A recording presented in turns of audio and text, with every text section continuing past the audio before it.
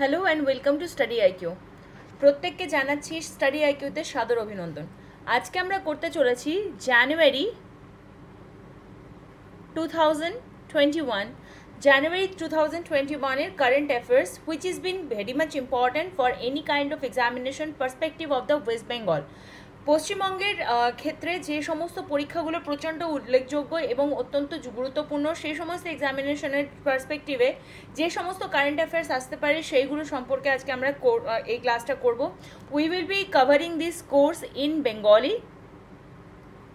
আমরা সম্পূর্ণ ক্লাসটাই বাংলাতে করব এবং এর সাথে আরেকটা বিষয়, যদি তোমরা আমাদের স্টাডি আইকিউকে ফলো করতে চাও on any other social media platform, then please follow us on Facebook, Instagram, Study IQ Education, Telegram channel which is Study IQ Education, or Twitter handle which is @Study IQ, and also you can follow us on our you can subscribe on the and follow us on the YouTube platform which is Study IQ Education. So let's move towards the classes. প্রথম প্রশ্নটি হচ্ছে, নিচের কোনটির নাম পরাক্রম দিবস? নিচের কোনটির নাম পরাক্রম দিবস? 26শে জানুয়ারি, 12ই জানুয়ারি, 23শে জানুয়ারি, নাকি উপরের কোনোটিই নয়? বেসিক্যালি পরাক্রম দিবসের নামকরণটা করা কেন হয়েছে? পরাক্রম দিবসের নামকরণের কারণ হচ্ছে নেতাজি সুভাষচন্দ্র বসুর এই বছর যেহেতু একটি বিশেষ অর্থে তার জন্ম অর্ধশতবার্ষিকী যেহেতু এখানে পালন করা হয়েছে, সেই কারণে এই বিভিন্ন রকম কর্মসূচির মাধ্যমে পরাক্রম দিবসের কর্মসূচি এসছে। এবার স্বাভাবিকভাবেই 26 জানুয়ারি আমাদের প্রজাতন্ত্র দিবস, 12ই জানুয়ারি হচ্ছে যুব দিবস বা ভারতবর্ষের জাতীয় যুব দিবস, এবং সেটা হচ্ছে স্বামী বিবেকানন্দের জন্মদিন হিসাবে পালন করা হয়। এবং 23শে জানুয়ারি যে নেতাজি সুভাষচন্দ্র বসুর জন্মদিবস, সেই কারণে 23শে জানুয়ারিকে যে দিনটি ঘোষণা করা হয়েছে পরাক্রম দিবস হিসাবে। এই পরাক্রম দিবস কর্মসূচিটা নেওয়া হয়েছে কবে? না তো 23শে জানুয়ারি 2021 সাল থেকে এই কর্মসূচিটা শুরু করা হয়েছে, যার মাধ্যমে নেতাজির বিভিন্ন রকম তার বীরত্ব, তার সংগ্রাম, তার জীবন কথা সম্পূর্ণকে এইখানে অ্যাকচুয়ালি ফোকাসিং করা হয়েছে, তাকে এখানে ক্যানভাসিং করা হয়েছে। এবং এখানটা আরেকটা কথা, যে পরাক্রম কথাটার মানে যদি আমরা দেখি, তাহলে পরাক্রমের মানেই হলো কি বল বা বিক্রম, রাইট? তো ব্যক্তি বিশেষের তার যে শৌর্য, তার যে গুণমান, তার যে এইগুলোকে বোঝানোর জন্য এই ওয়ার্ডটাকে ইউজ করা হয়েছে। বেসিক্যালি কবিগুরু রবীন্দ্রনাথ ঠাকুর সুভাষচন্দ্রকে দেশনায়ক আখ্যা দিয়েছিলেন, এবং দেশনায়ক এবং নেতাজি গান্ধীজি আখ্যা দিয়েছিলেন। এবং দেশনায়ক যে আখ্যা, সেটা কিভাবে দিয়েছিলেন? এটা কবিগুরু তার তাসের দেশ, আমরা অবশ্যই এটা মনে রাখবো, তাসের দেশ বলে যে নৃত্যনাট্যটি তৈরি হয়েছিল, সেই তাসের দেশ নৃত্যনাট্যতে নেতাজি সুভাষচন্দ্র বসুকে দেশনায়ক নামে তিনি পরিচয় দেওয়ান। এবং এরপর এই পরাক্রম দিবসের সাথে নেতাজির সঙ্গে এই নামগুলো অত্যন্ত যুক্ত আছে বলে এটি আমরা কভার করলাম, right? Now we will move. Now the next question is, পশ্চিমবঙ্গের দীর্ঘতম সেতুটি কোনটি? ফারাক্কা, জয়ী, জুবিলি, নাকি বিবেকানন্দ সেতু? এবার দীর্ঘতম সেতুর কথা বলতে গেলে পরে মনে করানো দরকার যে ফারাক্কা ব্রিজ ছিল এতদিন অবধি পশ্চিমবঙ্গের সবথেকে লম্বা দীর্ঘতম সেতু। কিন্তু হোয়াট ইজ নাও, এখন বর্তমানে what is the right answer? Right আনসারটা একবার দেখে নিই। দ্য রাইট আনসার ইজ জয়ী। জয়ী কোথায়? জয়ীর হচ্ছে যে স্ট্রেচিংটা, সেটা হচ্ছে হলদিবাড়ি, দক্ষিণে উত্তরের হলদিবাড়ি থেকে মেখলিগঞ্জ অবধি এর প্রসার, এবং এটি একটি রাজ্যের দীর্ঘতম সেতু তৈরি হয়েছে। এবং গত ফেব্রুয়ারি মাসে একে উদ্বোধন করানোর ব্যবস্থা হয়ে গেছিল, এবং উদ্বোধন করেন মুখ্যমন্ত্রীর হাতে। 2015 সালে কোচবিহারের হলদিবাড়ি ও মেখলিগঞ্জের মাঝে এই যে জয়ী তৈরি হয়েছিল, এটা কার ওপর থেকে তৈরি হয়েছিল? এটা 2709 মিটার লম্বা একটা সেতু, এবং এটা কোন নদীর ওপর? তিস্তা নদীর ওপর। কোচবিহারে এটি অবস্থিত তিস্তা নদীর ওপর। এবং এই আগে পশ্চিমবঙ্গের যে সব থেকে লম্বা সেতুটি ছিল এর আগে, সেটা ছিল ফারাক্কা ব্যারেজ। তার দৈর্ঘ্যতা কত ছিল? এটা ছিল 2240 মিটার, রাইট? তো বর্তমানে 2709 মিটার বা 2240 মিটার ফারাক্কা ব্যারেজ কিন্তু বেসিক্যালি দৈর্ঘ্যের দিক থেকে সব থেকে লম্বা হচ্ছে জয়ী। এছাড়াও জুবিলি ব্রিজের কথা আমরা জানি, জুবিলি ব্রিজ হচ্ছে একটি রেল ব্রিজ বা রেল সেতু। কোথায় অবস্থিত? ব্যান্ডেল এবং নৈহাটি, রাইট? ব্যান্ডেল এবং নৈহাটিকে কানেক্ট করে জুবিলি ব্রিজ। এবং বিবেকানন্দ সেতু আমরা জানি, বিবেকানন্দ সেতু বা হুগলি সেতু, that is situated in Kolkata, right? Kolkata এবং হুগলিকে কানেক্ট করে বিবেকানন্দ সেতু, right? So this was the question, and now we will be moving towards our next question, which is by many a happy accident recollection of life. The many, by many আমরা জানি আমাদের পশ্চিমবঙ্গে বিভিন্ন এক্সামিনেশনগুলো হয় এবং সামনেও বিভিন্ন নতুন এক্সামিনেশনগুলো হতে চলেছে। এসএসসি টেট আবার নতুন করে তৈরি হচ্ছে এবং এছাড়াও অন্যান্য যে কোনো এক্সামিনেশনে অত্যন্ত গুরুত্বপূর্ণ বিষয় হচ্ছে কোন বই এবং কার লেখা, রাইট? বই এবং কার লেখা, এটা খুব ইম্পর্ট্যান্ট একটি বিষয়। তো এই জায়গাটা থেকে এই ধরনের প্রশ্নগুলো আসা খুব সমীচীন। তো সেখান থেকে এটা আমরা মনে রাখবো যে by many a happy accident recollection of life, এটি কার দ্বারা লিখিত? প্রণব মুখার্জি। প্রণব মুখার্জিকে আমরা জানি হি ওয়াজ স্বর্গীয় প্রণব মুখার্জি বলা উচিত, এবং তিনি আমাদের এক্স প্রেসিডেন্ট ছিলেন। Hamid Ansari, Hamid Ansari is none other than ভারতের প্রাক্তন উপরাষ্ট্রপতি বা প্রাক্তন, তিনি vice president, right? Venkaiah Naidu, he is also present vice president, and Sumitra Mahajan, none other than ex-speaker, ex-Lok Sabha speaker, right? So what is going to be the right answer for this? The right answer is Hamid Ansari. By many a happy accident recollection of life is written by Hamid Ansari. নাও 2021 সালে কতজন পদ্ম পুরস্কার পেয়েছেন? এবার পদ্ম পুরস্কার সম্পর্কে যদি আমরা বলি, এরপরেও আমরা এর সম্পর্কে প্রশ্ন আরেকটা আমরা অ্যাকাউন্ট করব সেখান থেকে। এছাড়াও পদ্ম পুরস্কারের স্পেশালিটি হচ্ছে এটা যে 26শে জানুয়ারি এই অনুষ্ঠানের আনুষ্ঠানিকভাবে এটি দেওয়া হয়, এবং তাছাড়া এর বেসিক্যালি এর অ্যানাউন্সমেন্ট একদিন আগেই হয়ে যায়। এবং এই পদ্ম পুরস্কার প্রত্যেক বছর টোটাল অনেকগুলো ক্যাটাগরি হয়, পদ্ম পুরস্কারের অনেকগুলো ক্যাটাগরি, যেমন হয় পদ্মবিভূষণ, রাইট? এছাড়া হয় পদ্মভূষণ,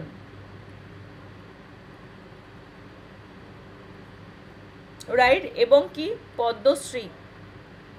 তো পদ্ম পুরস্কার, পদ্মভূষণ, পদ্মশ্রী এবং পদ্মবিভূষণ এই তিনটে সেগমেন্টে, তিনটে ক্যাটাগরিতে ডিভাইড করা হয়। এবং এর যে total number of the accomplishment, মানে টোটাল যারা এই টোটাল সংখ্যক মানুষ এটা পান, তাদেরকে কি তাদের টোটাল নাম্বার কত ছিল এবছর? 102, 119, 111 নাকি 105? So the right answer will be 119। 119 জন এবছর পদ্ম পুরস্কার পেয়েছেন। 2021 সালে 119 জন পদ্ম পুরস্কার পেয়েছে, এর মধ্যে 7 জন মানুষ যারা পেয়েছেন পদ্মবিভূষণ। এবং এবছর পদ্মশ্রী পশ্চিমবঙ্গ থেকে প্রচুর সংখ্যক লোক পেয়েছেন, এবং সেটাও আমরা দেখব। 10 জন পেয়েছেন পদ্মভূষণ এবং 102 জন পেয়েছেন পদ্মশ্রী। এবং এত সংখ্যক 102 জনের মধ্যে দেয়ার আর 12 নাম্বার অফ পিপল যারা হচ্ছে পশ্চিমবঙ্গ থেকে, বাংলা থেকে পদ্ম পুরস্কারের হকদার হয়েছেন। এবং তারা কারা? যেমন নারায়ণ দেবনাথ, মৌমা দাস, ধর্মনারায়ণ বর্মা, বীরেন কুমার বসাক, সুজিত চ্যাটার্জি, জগদীশ চন্দ্র হালদার, গুরুমা কামলি সোরেন, এই প্রত্যেকে পেয়েছেন। এবং কোন কোন সেকশনে দেওয়া হয়? আর্ট অ্যান্ড কালচার, টেকনোলজি, সমাজসেবা বা সোশ্যাল ওয়ার্ক, ঠিক এই সমস্ত সেগমেন্টে থেকে দেখে পদ্ম পুরস্কারের জন্য মনোনীত করানো হয়, এবং তারপর সেখান থেকে অ্যাকর্ডিং টু দ্য প্রসিডিওর পদ্ম পুরস্কার দেওয়া হয়, ঠিক আছে? সম্প্রতি প্রকাশিত হেনলি পাসপোর্ট ইন্ডেক্স যদি আমরা জিজ্ঞেস করি যে হেনলি পাসপোর্ট ইন্ডেক্সটি কী, যে কোনো দেশের পাসপোর্ট কতটা পাওয়ারফুল, হেনলি পাসপোর্ট ইন্ডেক্স হচ্ছে কোনো দেশের পাসপোর্ট কতটা পাওয়ারফুল সেটা দেখার জন্য, বা শক্তিশালী, মানে বিনা ভিসায় যাওয়া মাত্রই ভিসা পাওয়ার ক্ষেত্রে কোন দেশে পাড়ি দিতে পারবে, এরকম একটা নাগরিকদেরকে যাচাই করে এই ভিসা দেওয়ার যে পাওয়ার দেওয়ার ক্ষমতা, সেইটার তার ভিত্তি করে এই ইন্ডেক্স মানে অ্যাকচুয়ালি প্রকাশিত হয়। তো সেই হেনলি পাসপোর্ট ইন্ডেক্সে ভারতবর্ষের স্থান কত? 10th, 50th, 75th or 85th? So the right answer is 85th. Basically 85th বা 85তম স্থান গ্রহণ করেছে। যদি আমরা বলি তাহলে প্রথম স্থানে কে আছে? Who is the first ranker of this special index which is been produced by Henley passport index? First কারা? Japan, right? জাপান সব থেকে ওপরে রয়েছে এই স্থানে, এবং তারপরে সেকেন্ডে রয়েছে কারা? সিঙ্গাপুর, অ্যান্ড থার্ডে আছে জার্মানি। 110টি দেশের ওপর এই সমীক্ষা করা হয়, এবং শেষতম অংশে এটা লাস্ট যে র্যাঙ্ক সেটা কার হাতে গেছে? আফগানিস্তান। ইন্ডিয়ার র্যাঙ্ক কত? ইন্ডিয়ার র্যাঙ্ক 85th, রাইট? এছাড়াও যদি আমরা বাকি কিছু আমাদের প্রতিবেশী রাষ্ট্রগুলো দেখি, দেন পাকিস্তানের কি? পাকিস্তানের ক্ষেত্রে 107তম জায়গা পাকিস্তান পেয়েছে।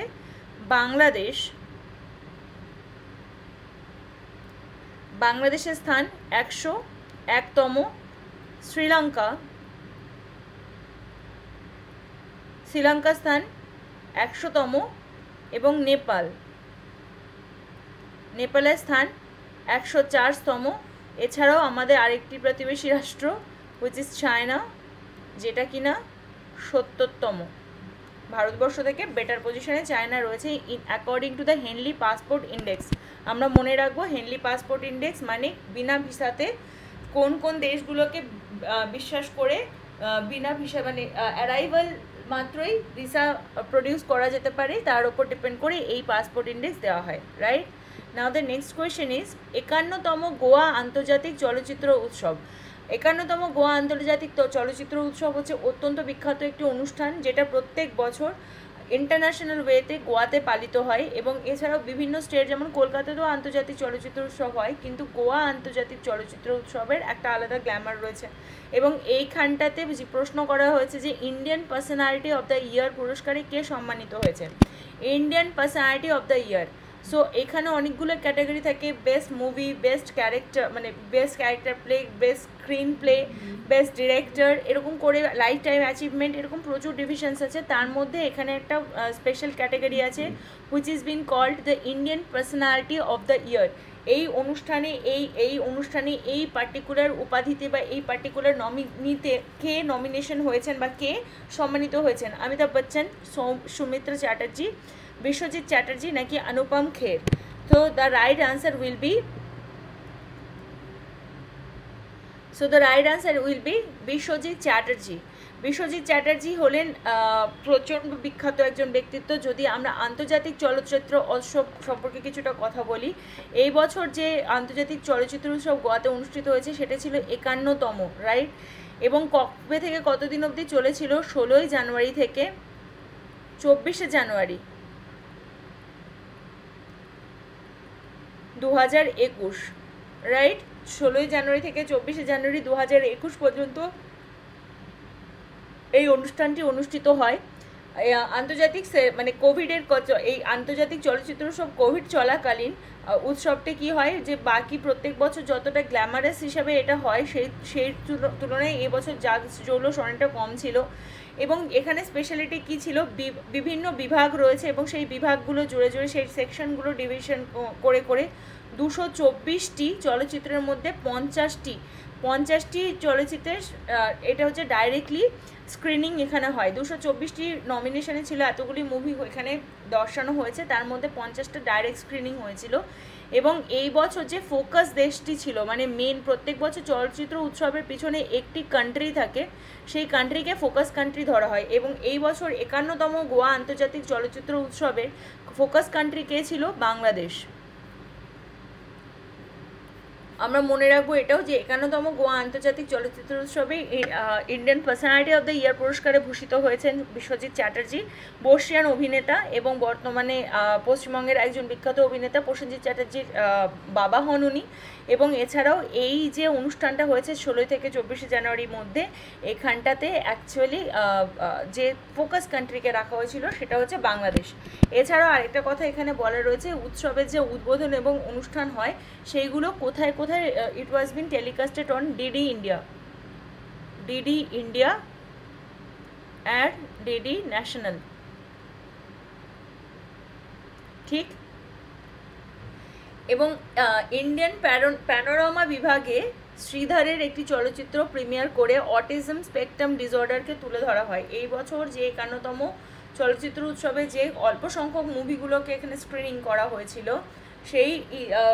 সেই স্ক্রিনিংগুলোর মধ্যে দিয়ে একটি খুব ইম্পর্টেন্ট জিনিস হচ্ছে স্পেকট্রাম ডিসঅর্ডার বা অটিজমকেও এই বছর অনুষ্ঠানে তুলে ধরা হয়। এটি একটি ইম্পর্ট্যান্ট তথ্য, সবাই আমাদের মনে রাখার মতো এক্সাম পার্সপেক্টিভে, রাইট। নাও নেক্সট হচ্ছে পশ্চিমবঙ্গের ভাসমান লাইব্রেরি চালু হলো কোন নদীর ওপর? পশ্চিমবঙ্গে কোন নদীর ওপর ভাসমান লাইব্রেরি তৈরি হয়েছে? ভাসমান লাইব্রেরি মানে প্রথমত তো এটা সিঙ্ক করবে না, এবং এটা মানে it will be sinking on the it will selling on the river. আর এই ভাসমান লাইব্রেরি মানে এখানে একটা স্পেশালিটি হচ্ছে এখানে ই বুক থাকবে। ই বুক ব্যবহার করার জন্য এখানটায় কি করা হবে, ওয়াইফাই দেওয়া হবে, ফ্রি ওয়াইফাই, রাইট। এবং এই ধরনের লাইব্রেরি তৈরি করার কারণ কি, যে বর্তমানে আমরা জানি যে book reading habit is being very much distant, কারণ এই মুহূর্তে মানুষরা সোশ্যাল মিডিয়া এবং এই সমস্তর মধ্যে এত বেশি নিজেদেরকে নিমজ্জিত করেছে যে সত্যি ছোট ছোট ছেলেমেয়েরা, যারা ছোটরা আগে থাকতো, তারা খুব বেশি সংখ্যক বইয়ের দিকে আকৃষ্ট হতো, কারণ অন্য কোনো এন্টারটেনমেন্ট ছিল না। বর্তমানে বইপত্র পড়া প্রায় সেই পাঠ চুকেই গেছে বলা যেতে পারে। তো এই জায়গাটা মনে রেখে যে বিভিন্ন বয়সের শিশু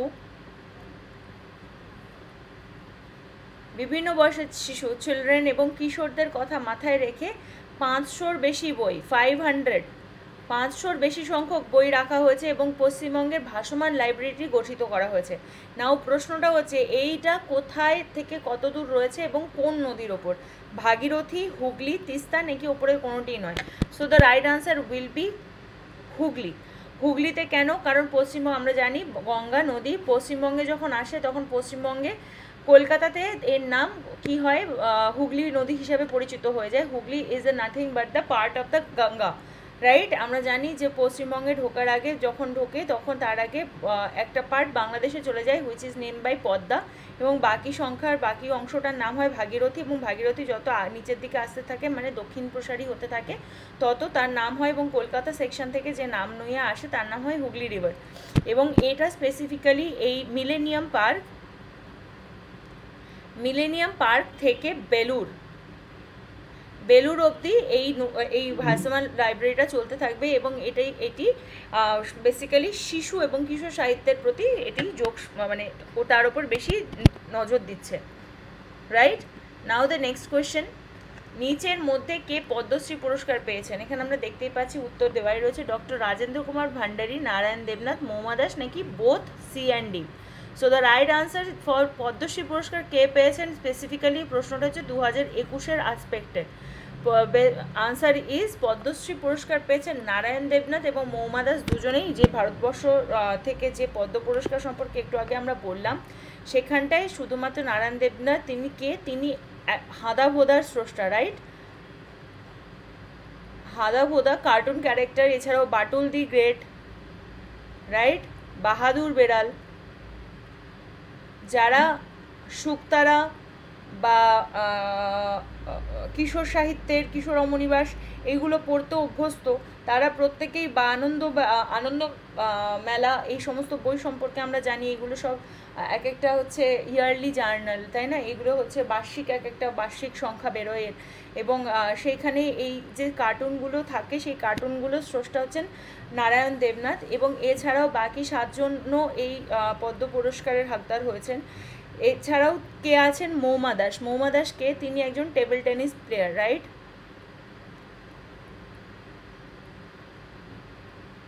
টেবিল টেনিস প্লেয়ার, এবং তিনি তাদের মধ্যে রয়েছেন টেবিল টেনিস প্লেয়ার এই কারণেই যে এর আগে সাধারণতন্ত্র দিবসে যেমন বললাম পদ্ম পুরস্কারের তালিকা ঘোষণা করা হয় কেন্দ্র থেকে, প্রতি বছরই এরকম হয়। কেন্দ্রীয় স্বরাষ্ট্র মন্ত্রকের প্রকাশিত তালিকা অনুযায়ী 2021 সালে সর্বোচ্চ পদ্মবিভূষণ পেয়েছেন, আমি যেমন বললাম সর্বোচ্চ কি হয় হচ্ছে পদ্মবিভূষণ, সর্বোচ্চ সম্মান পদ্মবিভূষণ, দেন পদ্মভূষণ, এবং শেষ তালিকাটা পরে হচ্ছে পদ্মশ্রী, রাইট। তো এছাড়াও ধর্মনারায়ণ বর্মা, নারায়ণ দেবনাথ ছাড়াও, মোমা দাস ছাড়াও ধর্মনারায়ণ বর্মা আছেন। কামতাপুরী ভাষার প্রসারের জন্য তিনি এই পুরস্কার পেয়েছেন। শিল্প বিভাগে যে এই পুরস্কারটা জিতেছেন তিনি হলেন তাঁত শিল্পে বীরেন কুমার বসাক, শান্তিপুরের ফুলিয়ার থেকেও তিনি বিলং করেন।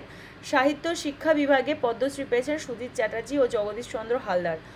এবং এরপরে মৌমা দাস সম্পর্কে যদি আমরা জানি, পদ্মশ্রী শুধুমাত্র তার ঝুলিতে একমাত্র পুরস্কার নয়, এছাড়াও তিনি অর্জুন পুরস্কার পেয়েছেন। খেলার ক্ষেত্রে খেলার বিভাগে সবথেকে বিখ্যাত পুরস্কার হিসেবে ধরা হয় অর্জুন পুরস্কারকে, এবং আদিবাসী সমাজের গুরুমা কমলি সোরেনকে সমাজসেবার জন্য এবছর তিনিও পেয়েছেন পদ্মশ্রী। এই 7 জন ব্যক্তিত্ব বেঙ্গল থেকে এবছর পদ্মশ্রী পুরস্কার পেয়েছেন। Now the next question is, Subhash Chandra Bose Aapda Prabandhan Puraskar 2021 কাকে দেওয়া হয়েছে? ডক্টর রাজেন্দ্র কুমার ভান্ডারী, নারায়ণ দেবনাথ, মৌমা দাস, নাকি both C and D? Same option রাখা হয়েছে for understanding the option vividly. Basically Subhash Chandra Bose Aapda Prabandhan Puraskar এটা কি? দুর্যোগ ব্যবস্থাপনার ক্ষেত্রে, আপদ আমরা দেখতে পাচ্ছি, আপদ মানে বিপদ আপদ আমরা জানি, রাইট। এই দুর্যোগ মনে রাখবো, এটা দুর্যোগের ক্ষেত্রে, দুর্যোগ ব্যবস্থাপনার ক্ষেত্রে কোনো ব্যক্তি বা বিশেষ সংস্থার অবদান এবং নিঃশর্ত সেবার স্বীকৃতিকে, এই কোনো দুর্যোগে যদি কোনো মানুষ নিঃশর্তভাবে সেবা করে সেই ক্ষেত্রে সুভাষচন্দ্র বসু জন্মদিবসে এই পুরস্কার ঘোষণা করা হয়েছিল। সংস্থার ক্ষেত্রে এই পুরস্কার বাবদ 51 লক্ষ টাকা ও একটি শংসাপত্র, এবং বিদেশ ব্যক্তিবিশেষের ক্ষেত্রে নগদ 5 লক্ষ টাকা এবং শংসাপত্র প্রদান করা হয়। তার মানে কি, যদি এই আপদা প্রবন্ধনের ক্ষেত্রে যদি কোনো সংস্থা স্বেচ্ছাসেবী হিসাবে কাজ করে সেই দুর্যোগের সময় অত্যন্ত হেল্পফুল হয়ে ওঠে, তাদের ক্ষেত্রে 51 লক্ষ টাকা তাদেরকে প্রাইজ মানি দেওয়া হয় এই পুরস্কারের। কিন্তু এটা যদি কোনো ব্যক্তিবিশেষের জন্য একজন কোনো সিঙ্গেল ইন্ডিভিজুয়াল মানুষ করেন এবং তাকে এই প্রাইজটা দেওয়া হয়, তাহলে সেটা হচ্ছে 5 লক্ষ টাকা। তার মানে বোঝা গেল কি, সুভাষচন্দ্র বসু আপদা প্রবন্ধন পুরস্কারে 2টো ক্যাটাগরি হয়, একটা হচ্ছে ইন্ডিভিজুয়াল, একটা হচ্ছে সোশ্যাল, রাইট। সোশ্যাল মানে কোনো একটা গ্রুপের ক্ষেত্রে, আর ইন্ডিভিজুয়ালের ক্ষেত্রে এরকম। এবার এখানকার আনসার কি হবে? Rajendra Kumar Bhandari is the right answer here. Rajendra Kumar Bhandari এখানে রাইট আনসার হবে। এবং এখানে কি, sustainable environment and ecological development society 2021 সালে, এটা অ্যাজ অ্যান ইন্ডিভিজুয়াল, যেটার হচ্ছে প্রাইজ মানি বললাম, প্রাইজ মানি যেটা বললাম 5 লাখ, তিনি এই পুরস্কারটা জিতেছেন ইন্ডিভিজুয়ালি, কিন্তু এটাকে অ্যাজ এ সোসাইটি কারা জিতেছে?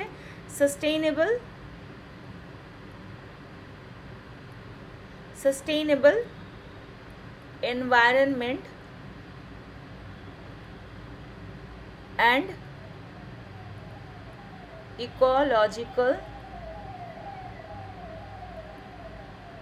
Development society. 51 লক্ষ টাকার প্রাইজ মানি তারা পেয়েছে, এবং তারা এই সুভাষচন্দ্র বসু আপদা প্রবন্ধনটি পেয়েছে। 2020 সালে এর আগে 2020 সালে সংস্থাগত হিসেবে উত্তরাখণ্ডের ডিজাস্টার মিটিগেশন অ্যান্ড ম্যানেজমেন্ট পেয়েছিল, এবং তাজ ব্যক্তিগত ক্ষেত্রে শ্রী মুনান সিং এই পুরস্কারে ভূষিত হয়েছিলেন। Now the next question is, Steel Authority of India বা SAIL, Steel Authority of India, Steel Authority of India বা SAIL এর প্রথম মহিলা চেয়ারপারসন কে নির্বাচিত হয়েছেন? সোমা মণ্ডল, দিব্যা খোসারি, যুক্তি রাঠোর, নাকি ওপরের কেউই না? So the right answer is Soma Mondal, right. The next question is, 1921 সালে জাতীয় যুব দিবসের থিম কী ছিল? আমরা জানি জাতীয় যুব দিবস 12ই জানুয়ারি পালন করা হয়। কেন পালন করা হয়? কারণ স্বামী বিবেকানন্দ। স্বামী বিবেকানন্দের জন্ম বার্ষিকীকে উদযাপন করার জন্য সেই দিনটিকে 12ই জানুয়ারিকে জাতীয় যুব দিবস ঘোষণা করা হয়েছে বহুদিন আগে থেকেই। তো বেসিক্যালি যে কোনো এরকম দিবসের ক্ষেত্রে একটা থিম লাইন থাকে। তো channelising youth power for nation building, এটা নাকি ইকুয়ালিটি ইন দ্য ইউথ, নাকি nation building for the youth, which is the right answer among this? 2021 সালে জাতীয় যুব দিবসের থিম কী ছিল? So the right answer is channelising youth power for nation building. So right answer is the channelizing youth power for the nation building. তো এরকম ইউথের ওপর অন্যান্য কোনো কোটেশন থাকলে আমরা মাথা খারাপ করবো না যদি প্রশ্ন এরকম আসে আমাদের কাছে, right? So the next question is ভারতীয় সেনা দিবস কবে পালিত হয়? ভারতীয় সেনা দিবস কবে পালিত হয়? 12ই জানুয়ারি, 15ই জানুয়ারি, 23শে জানুয়ারি নাকি 26শে জানুয়ারি? তো আমরা এবার যদি একটু ডিটেলসে দেখি, 12 জানুয়ারি হচ্ছে যুব দিবস, 15ই January is the right answer, 23শে জানুয়ারি নেতাজি সুভাষচন্দ্র বসুর জন্মদিন, যাকে নতুনভাবে পরিচালিত করা হয়েছে যে পরাক্রম দিবস হিসাবে, 26শে জানুয়ারি ভারতের গণতন্ত্র বা প্রজাতন্ত্র দিবস। তো সেনা দিবস সম্পর্কে আমরা একটুখানি জেনে নিই। সেনা দিবস 15ই জানুয়ারি করে পালন করা হয়।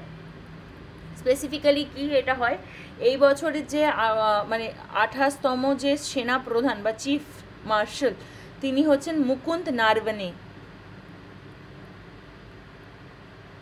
মুকুন্দ নারভানে, ঠিক আছে। 15ই জানুয়ারি এই অনুষ্ঠানটি পালন করা হয় এবং সেনা দিবসের ইতিহাস কবে থেকে শুরু হয়? 1949 সালে। 1949 সালে এই দিনে ভারতের প্রথম lieutenant general K M Cariappa কি হয়, ব্রিটিশ সেনাবাহিনী থেকে ভারতবর্ষের প্রথম সেনাবাহিনী সেনা অধিনায়ক হিসাবে তিনি দায়িত্ব গ্রহণ করেন এবং তিনি ভারতীয় প্রথম কমান্ডার ইন চিফ নিযুক্ত হন। এর আগে অবধি 1949-এর আগে অবধি সমস্ত চিফ কমান্ডাররা ছিলেন ব্রিটিশার্স, রাইট? আমরা জানি ভেদভাবের বিষয় ছিল, ভারতবর্ষী থেকে কোনো ব্রিটিশ কমান্ডার মানে কোনো কমান্ডার ইন চিফ নিযুক্ত করা হতো না এবং একজন ব্রিটিশার্সের আন্ডারেই পুরো সেনাবাহিনীকে মোতায়েন করা হতো।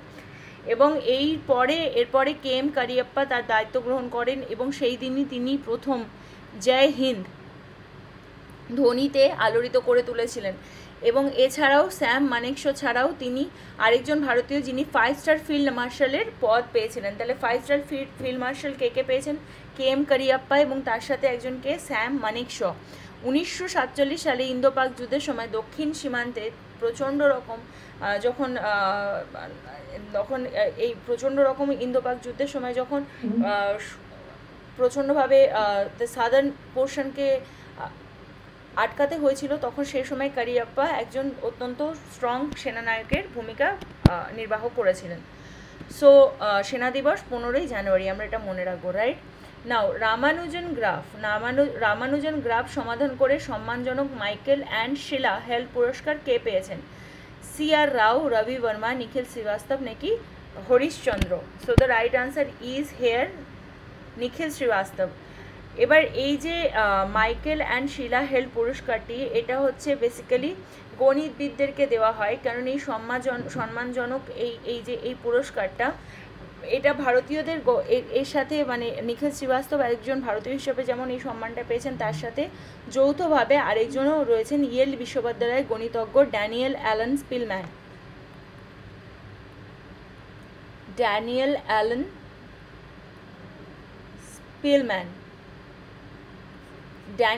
স্পিলম্যান তার সাথে যৌথভাবে এই পুরস্কারটা লাভ করেন। 2017 সাল থেকে মাইকেল অ্যান্ড শিলা হেল্প পুরস্কারটা শুরু হয় এবং গণিতে অত্যন্ত সম্মানজনক হিসাবে বিবেচিত হয় এই পুরস্কারটা। তাহলে এই পুরস্কারটা যেমন বললাম, এটা হচ্ছে বেসিক্যালি গণিতবিদদের জন্য বা ম্যাথামেটিশিয়ানসদের জন্য এটি দেওয়া হয়। নিখিল শ্রীবাস্তবের আগে ভারতীয় হিসাবে 2018 সালে, এর আগে নিখিল শ্রীবাস্তব একজন এবং তার আগেও প্রসাদ রাঘবেন্দ্রা ইনিও এটি পেয়েছিলেন। বেসিক্যালি যদি এই নিখিল শ্রীবাস্তবের যে বিষয়বস্তুটা ছিল, এটা কি বর্ণালী স্পেকট্রাম, রাইট? প্রিজমে বর্ণালী বিচ্ছুরণের ওপর এই একটি গ্রাফ তত্ত্বের ওপর কাজ করে তিনি এটি পেয়েছেন এবং যতটা বড় সম্ভব এই জাতীয় গ্রাফগুলো অ্যাকচুয়ালি খুব কমপ্লিকেটেড হয়, এবং সেটা থেকে যখন তার সমাধানগুলো হয়, এরকম দেখো পুরো ওয়ার্ল্ড ভরে প্রচুর রকমের এরকম আছে যেগুলো আনসলভড।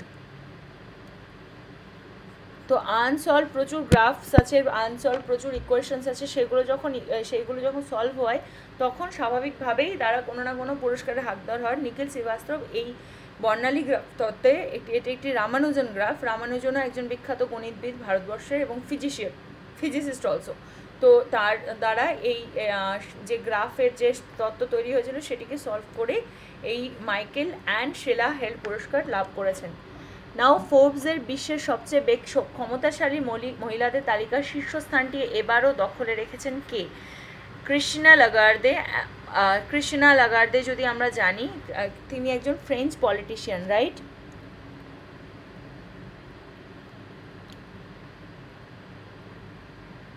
তিনি একজন ফ্রেঞ্চ পলিটিশিয়ান। তার কি স্পেশাল, এবং তিনি একজন বিজনেসম্যান এবং লয়ার। তিনি প্রেসিডেন্ট হিসাবে ইউরোপিয়ান সেন্ট্রাল ব্যাংকে 1 নভেম্বর 2019 থেকে তিনি কাজ করছেন, এবং তিনি প্রায় বলতে গেলে তিনি চেয়ার এবং ম্যানেজিং ডাইরেক্টর থেকেছেন IMF-এর। IMF মানে international monetary fund, IMF, right? International monetary fund. এই IMF-এর তিনি অনেক দিন ধরে তিনি প্রেসিডেন্ট থেকে গেছেন, ম্যানেজিং ডিরেক্টর থেকেছেন, এবং তিনি একজন বিখ্যাত French politician. The next is Angela Merkel. আমরা অ্যাঞ্জেলা মার্কেল জানি, she is the German chancellor. এবং এরপরে যে Kamala Harris is the vice president of America যুক্তরাষ্ট্র, রাইট? এখনকার ভাইস প্রেসিডেন্ট হচ্ছেন আমেরিকা যুক্তরাষ্ট্রের Kamala Harris. And Melinda Gates, who is Melinda Gates? She is an American philanthropist, এবং তিনি ফর্মাল জেনারেল ম্যানেজার মাইক্রোসফটের, রাইট? মাইক্রোসফটের তিনি ফর্মাল জেনারেল ম্যানেজার ছিলেন। এবং ফ্রেঞ্চ গেটস কী করেছেন যে কনসিস্টেন্টলি তিনি ভারতবর্ষ তিনি বিশ্বব্যাপী তিনি ফোর্বসের সবথেকে পাওয়ারফুল মহিলা হিসেবে তিনি পরিচিত ছিলেন। কিন্তু এই বছর what is the right answer? এই বছর 2021 সালে কন্টিনিউয়াস হচ্ছে কে জিতেছেন? It's Angela Merkel, German chancellor Angela Merkel. এছাড়াও ভারতবর্ষেরও 3 জন ভারতীয় এই ফোর্বসের তালিকা মধ্যে ঢুকেছেন। তারা কারা মহিলারা? একটা হচ্ছে নির্মলা সীতারামন, আমাদের অর্থমন্ত্রী in present India, Roshni Nader Malhotra এবং কিরণ মজুমদার শ। এবং এছাড়াও যদি ওয়ার্ল্ড ওয়াইড দেখা হয়, the first position is been achieved by Angela Merkel. এছাড়া ক্রিস্টিনা লাগার্দে, তিনি আছেন 2nd পজিশনে, এবং 3য় স্থানে রয়েছেন কমলা হ্যারিস, মার্কিন ভাইস প্রেসিডেন্ট। ভারতবর্ষের এই 3 জন মানুষ ছাড়া আমাদের প্রতিবেশী রাষ্ট্র বাংলাদেশের প্রধানমন্ত্রী শেখ হাসিনাও এই জায়গায় তালিকা পেয়েছেন।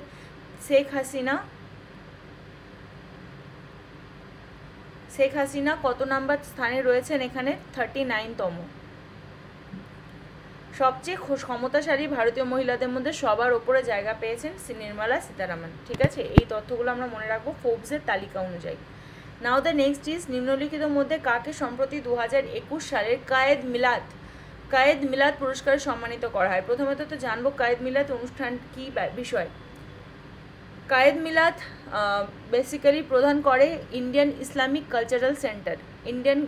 কালচারাল সেন্টার এই পুরস্কারটা প্রদান করেন, এবং এটি হচ্ছে কি থাকে এর মধ্যে? একটি শাল থাকে, একটি সাইটেশন থাকে, এবং 2.5 লাখের একটা ক্যাশ অ্যামাউন্ট, গিফটিং অ্যামাউন্টও দেওয়া হয়। কার দ্বারা দেওয়া হয়? বেসিক্যালি প্রেজেন্টেড বাই দ্য যে ইন্ডিয়ান যে ইসলামিক কালচারাল সেন্টারের যিনি প্রেসিডেন্ট, তার হাত থেকে এটি দেওয়া হয়, এবং অল ইন্ডিয়া মজলিস এবং মুশাওয়ারাতের যিনি প্রেসিডেন্ট, তার হাত থেকে এই অনুষ্ঠানটি এইটা দেওয়া হয়। তো এই বছর কে পেয়েছেন? অনুপম খের, জাভেদ আখতার, বিলকিস দাদি নাকি Naseeruddin Shah? So the right answer is Bilkis Dadi. এবার বিলকিস দাদি সম্পর্কে আমরা অনেকেই কম বেশি জানি, কিন্তু যারা আমরা জানি না তারা একবার মনে করে নেব যে শাহিনবাগে যে সিএএ প্রোটেস্টের সময় যে 82 বছর বয়সের যে ভদ্রমহিলা এই সময় অহিংস নীতিকে অবলম্বন করে তিনি যে প্রোটেস্টে নেমেছিলেন, তার এই প্রোটেস্টের মধ্যে তার সম্পূর্ণ রকম যে তিনি যে তার প্রেজেন্টেশনে রেখেছিলেন তার উপরে ডিপেন্ড করে এই কায়েদ মিলাদ পুরস্কারে তাকে ভূষিত করা হয়েছে। বিলকিস দাদি is the right answer from Delhi, right? So yes, that was the class for today. Thank you so much for watching the video. Don't forget to like and subscribe, and yes, don't forget to, if you have any queries or any query related to the classes, then please contact on 9580048004 and 7291059476 on this to any of the number. And till then please পড়াশোনা সবাই ভালোভাবে করো, and bye bye.